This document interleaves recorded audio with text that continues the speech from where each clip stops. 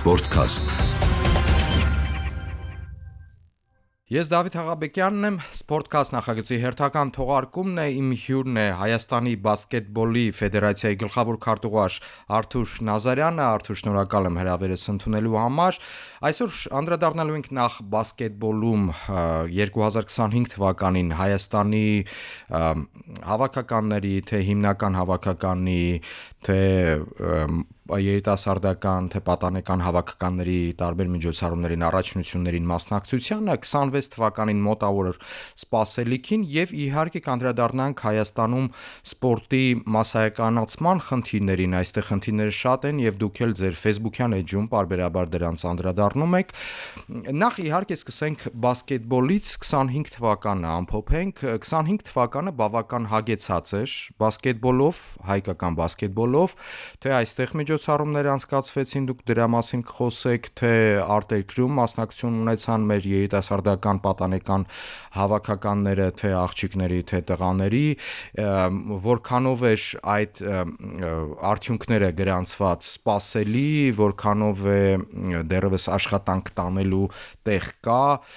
Մի խոսքով դրա մասին խոսենք, 25 թվականը կրկնվում եմ բավական հագեցած էր բասկետբոլով այստեղ Հայաստանում։ Բարև ձեզ, ես շնորհակալ եմ հրավերի համար։ Այո, 25 թվականը ինչ որտեղ նաև պատմական էր հայկական բասկետբոլի եւ հայկական սպորտի համար, քանի որ Երևանում անցկացվեց մինչև 20 տարեկանների Եվրոպայի B դիվիզիոնի առաջնությունը, 21 երկիր ժամանեց եւ թիմային մարզաձևերի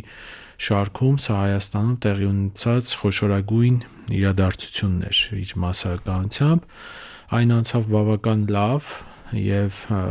միջազգային ֆեդերացիայից ունեցանք շատ բարձր գնահատական, ինչի արդյունքում նաեւ այս տարի 16 տարեկանների Եվրոպայի առաջնության դիվիզիոն տվեցին Հայաստանին։ Մենք սա շատ ենք կարևորում, քանի որ միջազգային քարտեզի վրա պետք է Հայաստանը իր ուրույն տեղը ունենա եւ նմանատիպ միջոցառումները բերում են զարգացում, ասեմ ինչու, որտեվ թե գույքի տեսանկյունից, թե կազմակերպչական տեսանկյունից, թե ոգևորությունը բասկետբոլիստների շրջանում կտրուկ աճում է։ Եվ մենք օրինակ նշեմ, որ այդ Եվրոպայի առաջնության արդյունքում երկու մարզադահլիճ նոր գույքով համալրվեց եւ այժմ մենք եթե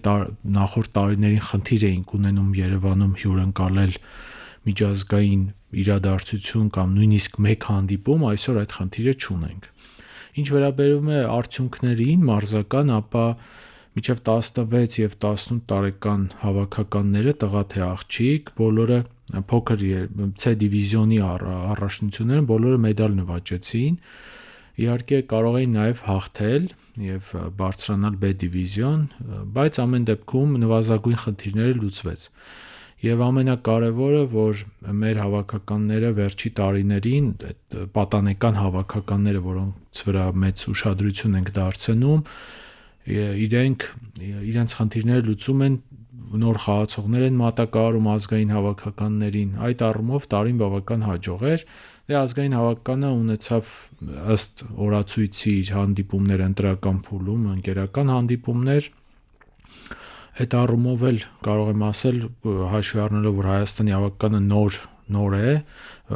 այս տարի 10 տարին է լրանում, որ ազգային հավաքական ունենք, աստիճանաբար հավաքականն էլ արդեն ավելի կայուն եւ ավելի հստակ ձեռագիր է ստանում։ Անդրադառնալով դուք կփաստեք, անդրադառնալով երիտասարդական եւ պատանեկան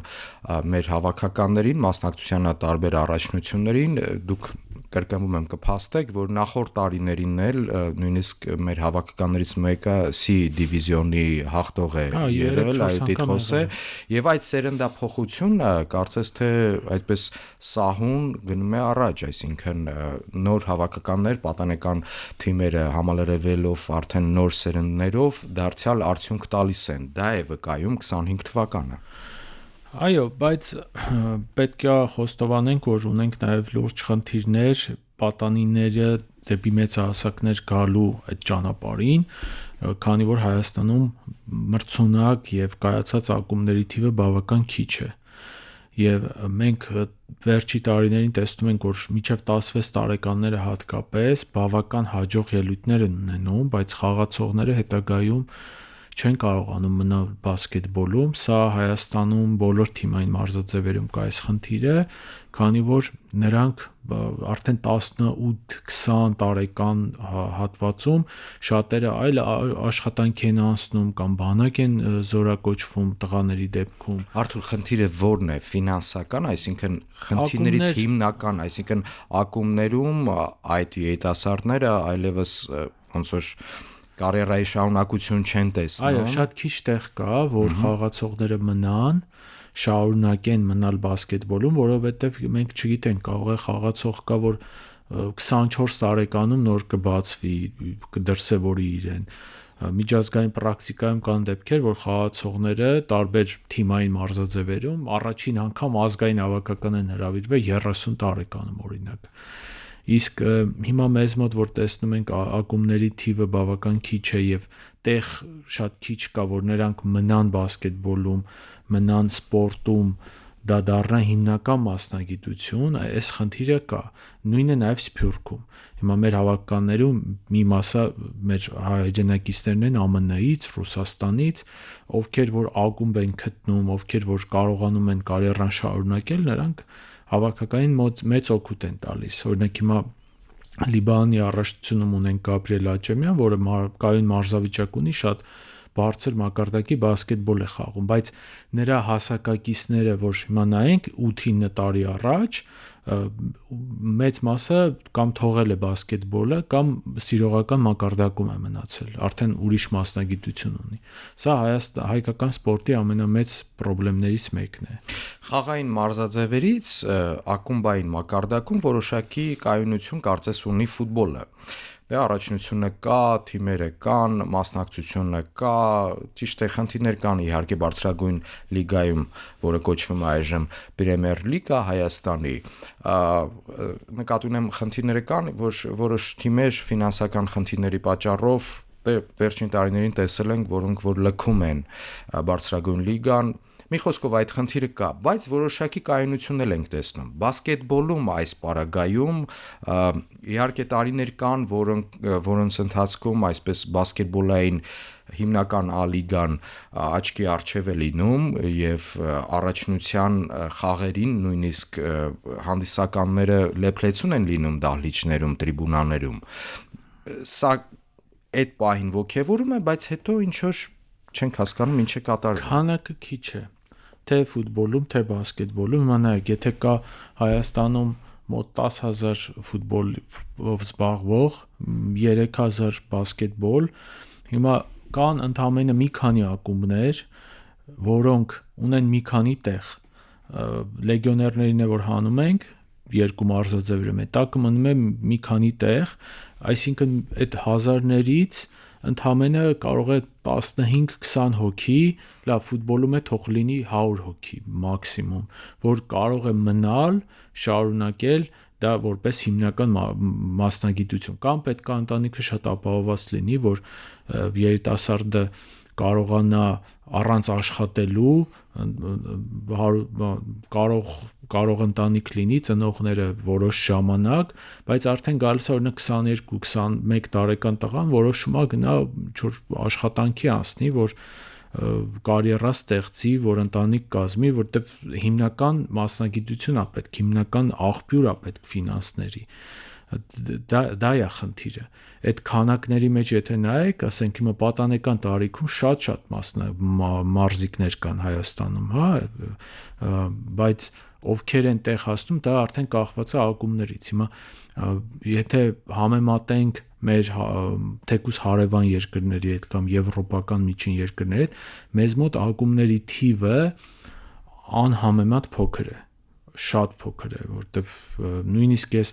վերջերս համեմատում էի 1 միլիոնից ավել բնակչությամբ երկրների թվում եւ Հայաստանը Եվրոպայում վերջին տեղում է ակումբներով բոլոր մարզաձևերի, որտեվ պետքա լինեն մի քանի դիվիզիոններ,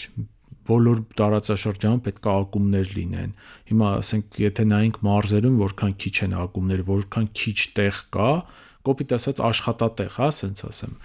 ֆուտբոլում կամ բասկետբոլում արդեն ընդհանուր պատկերը կստանան։ Դուք ուղիղ խոսում եք պատճառահետևանքային այդ կապի մասին։ Այստեղ եթե պատճառը տեսնում ենք, այսինքն հասկանում ենք այսպես, ես այսպես եմ հասկանում, բասկետբոլում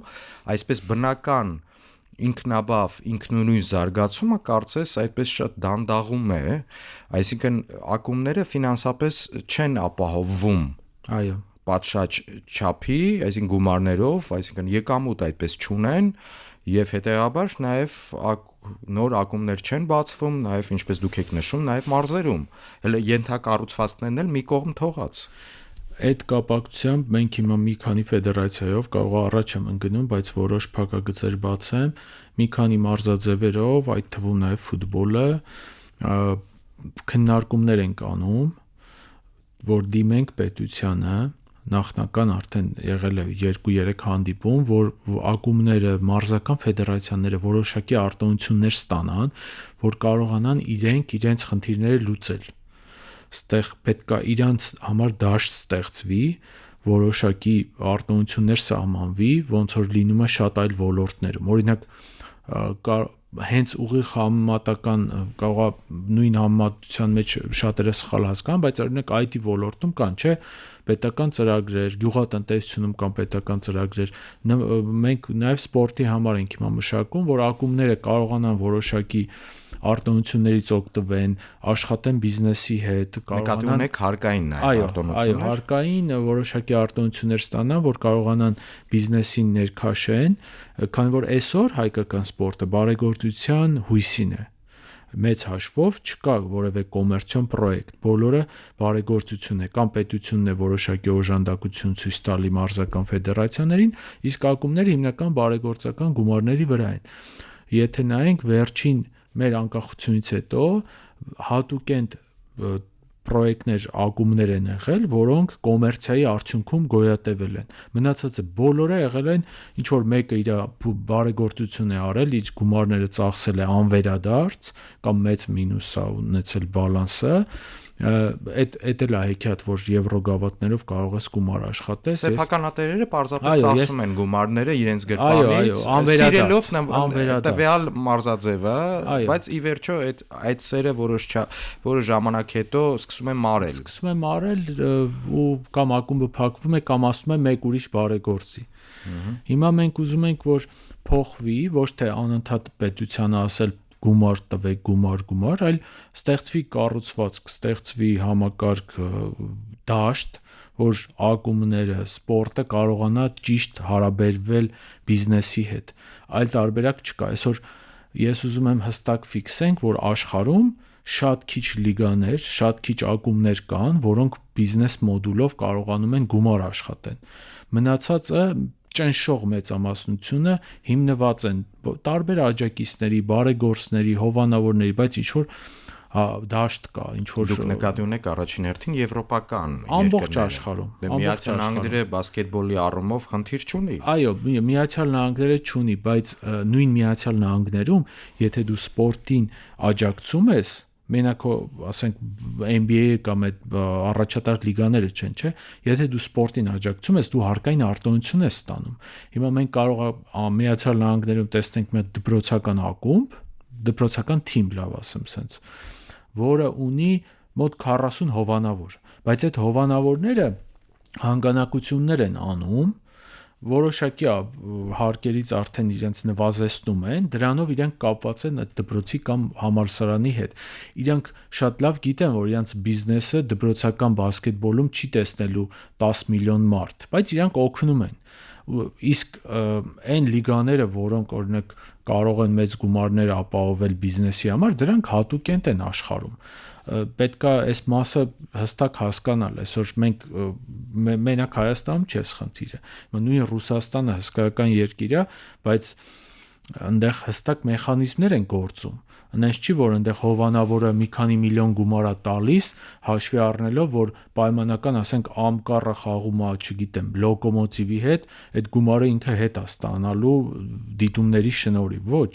Այնտեղ հստակ մեխանիզմ է, կամ քաղաքական որոշում է, կամ ակումբները օգտվում են այդ արտոնություններից։ Բազմաթիվ օրինակներ կան։ Դուք այդ մոդելը ուզում եք այստեղ ներդնել Հայաստանում։ Ճիշտ եմ հասկանում այդ մոդելը, որպեսզի բիզնեսմենը, որը գուցե եւ տվյալ մարզաձևի նկատմամբ, բասկետբոլի նկատմամբ այդպես մեծ սեր չի տածում եւ երբևէ չի տածել, բայց հաշվի առնելով սեփական բիզնես այսպես ծրագիրը իր բիզնեսի զարգացման հարկային արտոնություն պետությունից ստանալու համար նաև պետք է սպորտին աջակցի։ Դուք այդ մոդելի ներդրումն եք պատրաստում արդեն այդ մոդելը կիրառվում է կրթության մեջ, վերջերս ընդունվեց էկոնոմիկայի նախարարության առաջարկով 2.5% արտոնություն կա, եթե կրթական որևէ հաստատության գումար ես տալիս կամ նվիրատվություն ես անում։ Հիմա նույնը նախ պետք է սպորտն էլ ներառել, որովհետև ի վերջո մեր ակումբները, թե բասկետբոլ, թե ֆուտբոլ, թե վոլեյբոլ, թե մյուս մարզաձևերը, իրանք մասսայականություն են ապահովում, մեծ թվով երեխաներ են պահում սպորտի մեջ, մեծ խնդիրներ են լուծում, որովհետև այսօր պետական մարզադպրոցների թիվը եւ մասնավորինը բավական տարբերություն է տալիս։ Այսօր ես կարող եմ նույն բասկետբոլից ասել, մասնավորը ավելի շատ է։ Մասնավոր ասվածն էլ իրանք այնպես չի, որտեղ ինչ-որ գումար են աշխատում։ Ուղղակի ինչ-որ ձև կարողացել են, ասենք հարյուրավոր երեխաներ պահում են, մարզում են, կրթում են։ Հիմա այնպես չի էլի, որ իրանք այդ օրենքը նույնիսկ դրանից հետո պետք է ինչ-որ գումար աշխատեն, չէ, գոնե պահպանեն, գոյատևեն, որովհետև այս տեմպերով մենք չենք կարող առաջ գնալ։ Մեր մրցունակությունը աշխարհում մրցունակությունը շատ աճում, իսկ մենք դեռ փորձում ենք գոնե պահպանել եղածը։ Մեր ունկնդրին հիշեցնեմ, որ զրուցում եմ Հայաստանի բասկետբոլի ֆեդերացիայի գլխավոր քարտուղար Արթուր Նազարյանի հետ։ Արթուր, շատ կարևոր թեմային եք դուք անդրադառնում սպորտի մասսայականացմանը Հայաստանում։ Այդ մասսայականացման գործում տարիներ շարունակ, չասեմ տասնամյակներ շարունակ, խնդիրները կարծես թե նույնն են։ Դուք դրա մասին արդեն խոսեցիք։ Հիմա այդ խնդիրների լուծումները այնպես չի, որ չի եղել տասնամյակների ընթացքում, չի առաջարկվել, բայց այսպես ասած սայլը տեղից չի շարժվում։ Ճիշտ եք, ու ասեմ, որ ամենամեծ խնդիրը դա այն է, որ սպորտային համայնքը չի կարողանում հստակ ձևակերպել իր խնդիրները եւ տանել առաջ, որովհետեւ դրա մեջ է միայն խնդիրը։ Ես կարծում եմ, որ այո, որովհետեւ եթե նայեք ոլորտները, մյուս ոլորտներում շատ ավելի պատրաստված, գիտակ անձինք են ներառված, ովքեր դա տանում են առաջ։ Հիմա նույն ասենք IT ոլորտում, չէ՞, IT ոլորտում մարդիկ բավական լուրջ գումարներ են աշխատում, բայց դրա հետ մեկտեղ նաև պետությունից են ստանում գումար, ձևակերպել են խնդիրները, ներկայացրել են։ Սպորտային համայնքը հիմնականում տարված է սպորտային մասնագիտական նեղ խնդիրներով եւ ստեղ հարցը ավելի շատ իրավական է, տնտեսական է։ Մենք չպետք է նայենք մենակ սպորտային խնդիրա, այս իրավիճակը, սա ավելի շատ տնտեսական, իրավական խնդիրներ են։ Ստեղ պետք է զբաղվեն տնտեսագետները, իրավաբանները, մարզիչները, ես ժողովներ ա լինում, մարզական ֆեդերացիաները հավաքվում են, մարզական ֆեդերացիաները հիմնականում ներկայացնում են մարզիչներ, որոնք մտածում են իրենց առաջիկա հավաքի մասին, մտածում են իրենց գույքը ստանան, գնան հերթական մրցման, այդ մարդիկ չեն կարա իրավական նորմեր սահմանեն, չեն կարա հստակ հաշվարկներ անեն, թե տասնամյակներով ինչ է հարկավոր տվյալ մարզաձևի, տվյալ ոլորտի համար։ Բիզնես պլան իրենք չեն գծի։ Այո, դրա չենք կարող այդ մարդկանց մեղադրել, ու շատերը նույնիսկ մարդ ֆեդերացիաներ են, հազիվ իրանց գոյությունն են պահպանում։ Ստեղ ինձ թվում է համայնքը պետքա ԿԳՄՍ-ի հետ միասին լավ աշխատանք տանի, կարողանա շահերը պաշտպանել, որտեվ եթե ճիշտ ներկայացվի խնդիրները, եթե երկարաժամկետ դաշտ ստեղծվի, տեսեք, ասենք նույն գյուղատնտեսության ոլորտը շատ եմ սիրում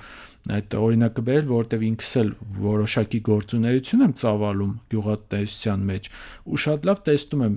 ինչ ծրագրեր կա, որքան հրապուրիչ են այդ ծրագրերը, ինչքան մարդիկ են ներգրավված այդ ծրագրերում, թե Սփյուռքից, թե Հայաստանից, թե նույնիսկ օտար մարդիկ են եկել Հայաստան, գյուղատնտեսության մեջ մեծ գումար են դրել։ Այսինքն պետք է այդ ամեն ինչը շատ կազմակերպված, ճիշտ մասնագիտական լուծումներ է պահանջում։ Հիմա եթե մենք հավաքենք մարզաշխարհից մենակ մարզիկներին եւ մարզիչներին, իրանք իրանց գործը թողած գան սրանով զբաղվեն, չի ստացվելու։ Ստեղ եմ ես մեծ խնդիր տեսնում։ Հետո հաշվի առեք, որ Հայաստանում սպորտի կառավարման, սպորտի մենեջմենթի մասնագիտությունը նոր կայանում է, երկար տարիներ չի եղել այդպես մասնագիտություն։ Բերել են նախկին մարզիկի կամ մարզիչի, դրել են պատասխանատու պաշտոնների տարբեր տեղեր, հա, ու այդ մարդիկ ընդհանրապես զբաղված են եղել այս պահի խնդիրները, սպորտի խնդիրներով։ Այստեղ ձեր տեղում նստած բազմաթիվ հյուրեր եմ ունեցել տարբեր մարզաձևերի մեր ազգային հավաքականների գլխավոր մարզիչներ, պաշտոնյաներ, տվյալ ֆեդերացիաների մարզաձևերի, որոնք նույն խնդիրներն են բարձրաձայնել։ Մարզիչները, գլխավոր մարզիչները հավաքականների, այն հավաքականների, որոնք գնում են արտերկրում, Եվրոպայի, աշխարհի առաջնություններում, տիտղոսներ են նվաճում մարզիկները, Հայաստանի օրհներկն է հնչում, մենք ուրախանում ենք, տեսնում ենք, երկրպագում ենք, հպարտանում ենք, սակայն հետագայում այդ մարդիկ գալիս են այստեղ նստում են եւ պատմում են, թե ինչքան դժվար է եղել այդ ճանապարհը, միայն ներեցեք այդ բեմի վրա, պատվո հարթակի վրա մեր մարզիկին, տիտղոսակիր արդեն մարզիկին տեսնելը, այո, ոգևորում է, բայց խնդիրները բազմաթիվ են։ Մենք այս պայմաններում հասնում ենք այդ արդյունքների, բայց այսպես որքան կարող է շարունակվել։ Ես ասեմ, խնդիրները ավելի են խորանալու, քանի դեռ տնտեսական լուծումներ չեն տրվել, որտեղ ասեմ ձեզ, հիմա աշխարհում լուրջ բևեռացում է գնում սոցիալական, նաև սպորտում։ Այսօր այս կառուցվածքով հնարավորություն են ունենում միայն նրանք, ովքեր ապահովված են ֆինանսներով, ովքեր ունեն ծնողներ բարձր եկամուտով, այսօրվա երեխաները։ Ասեմ ինչու։ Օրինակ Հայաստանում կարող եք գնալ ստուգել, գոնե թիմային մարզաձևերում այդպես է։ Երեխաները մեծամասամբ թերի մարզական process-ի են մասնակցում։ Շաբաթը ընդամենը 2-3 մարզում է, դա բավարար չի, որ մարզիկը սիրողական մակարդակում դա։ Նկատի ունեմ մարզադպրոցներ, խմբակներ, որտեղ որ իրանք մարզվում են մինչև 12 տարեկան, 14 տարեկան, կարող եք գնալ ստուգել, իրանք թերի բան են ստանում, թերի մարզումային process-ի են մասնակցում։ Իսկ ովքեր գումար ունեն, ծնողները հավելյալ տանում են առանձին, արդեն ովքեր որ այս խնդիրը կա Ռուսաստանում վերջերս խոկեյի մասնագետների հետ էին խոսում, 3 տարեկան երեխային 4 մարզման են տանում ծնողները, ովքեր գումար ունեն, մեկը այս մարզիչի մոտ, մեկը այն մարզիչի մոտ, մեծ գումարներ, անհատական մարզ, մեր մոտ էլ կա։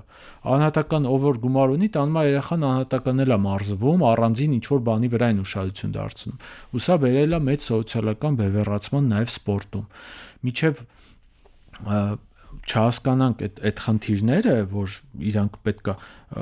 լուծում ստանան շատ խորքից։ Մենք մակերեսորեն ենք տեսնում այս պատկերը։ Դուք նկատի ունեք, ես լավ եմ հասկանում, նաև տաղանդավոր, այսպես սպորտում տաղանդավոր տաղանդներ կորում են, այո։ Շատ տաղանդներ կորում են։ Ես հիմա օրինակ հենց հիմա Վանաձորում, Գյումրիում մենք Միացյալ Նահանգների մեր համայնքի մարդկանց ենք գտնում, որ կարողանան Վանաձորի Գյումրիի երեխաների համար որոշակի պայմաններ ստեղծեն, բոլոր մարզերում ենք անելու, հիմա ուղղակի կենտրոնացած ենք Վանաձորի Գյումրիի վրա, որտեղ այնտեղ քաղաքում հասկանում եմ ինչ որ ճգնաժամ կա կառավարման, որ կարողանանք այդ երեխաները, ով որ գումար չունի, չզրկվի սպորտից։ Սոցիալապես անապահով ընտանիք է, չմտածի դե լավ, ուրեմն ես որ չեմ կարող հագուստ առնել կամ էս առնել կամ լավ ինչ որ գնդակ ունենալ, ուրեմն ես պետքա սպորտ չգնամ։ Հիմա նման խնդիրներ ենք փորձում լուծել, բայց սա բան անհատական լուծումներ են, էլի համակարգային լուծումներ են պետք, որ մենք կարողանանք դաշտ ստեղծել, ամեն ինչ չգանք անընդհատ ասենք պետությունը պետքա տա, պետությունը ավելացնի, պետություն, այլ դաշտ ստեղծենք, որ ակումբները լծակներ ունենան, կարողանան աշխատեն եւ աջակիցներ բերեն։ Մի հատ էլ օրինակ բերեմ, վերջերս այդտեղ Երևանում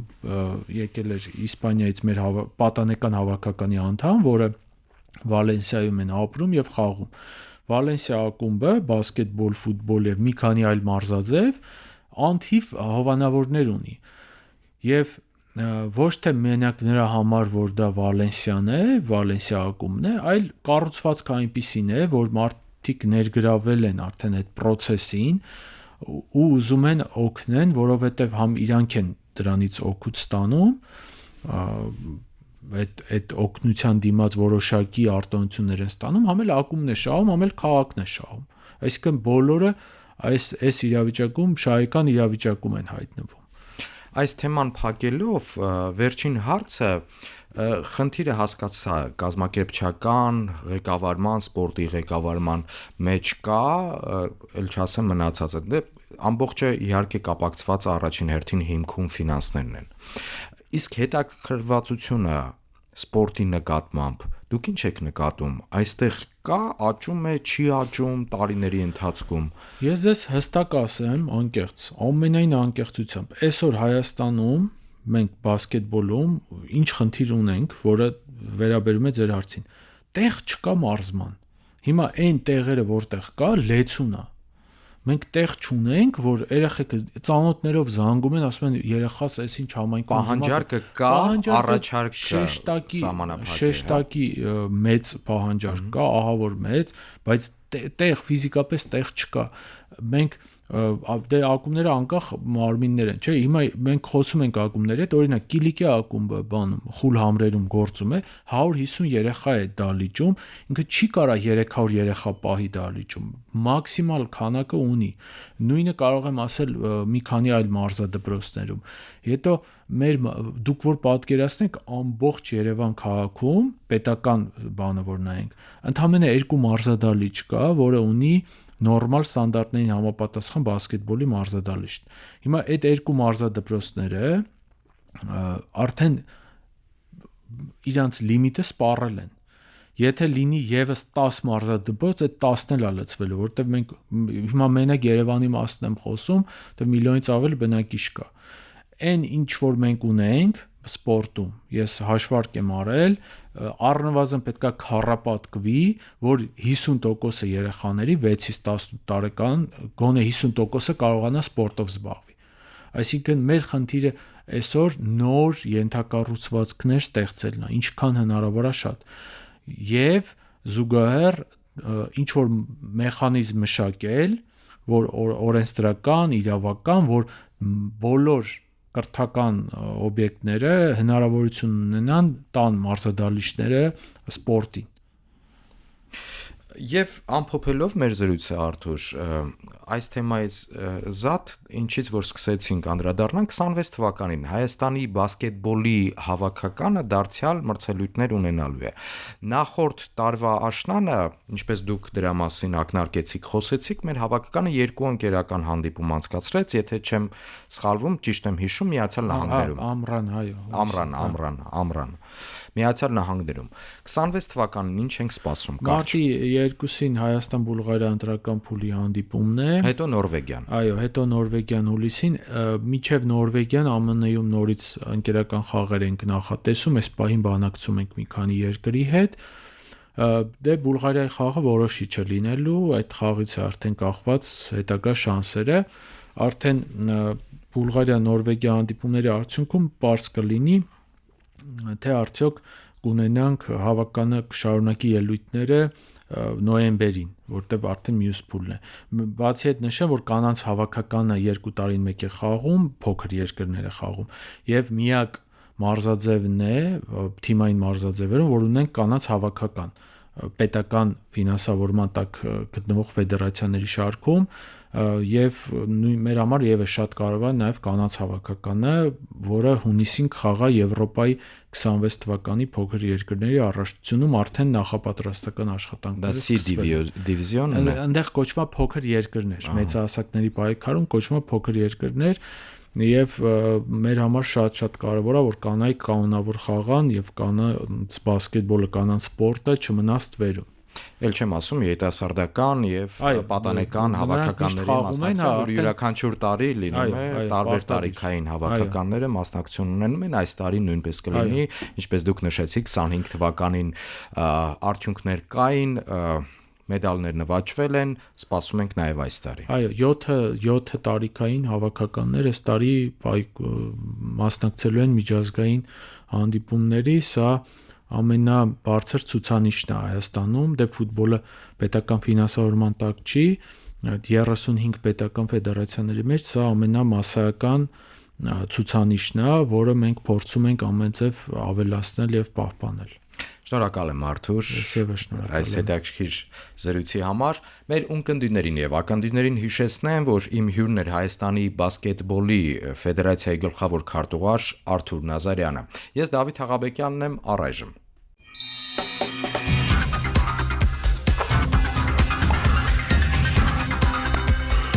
Sportcast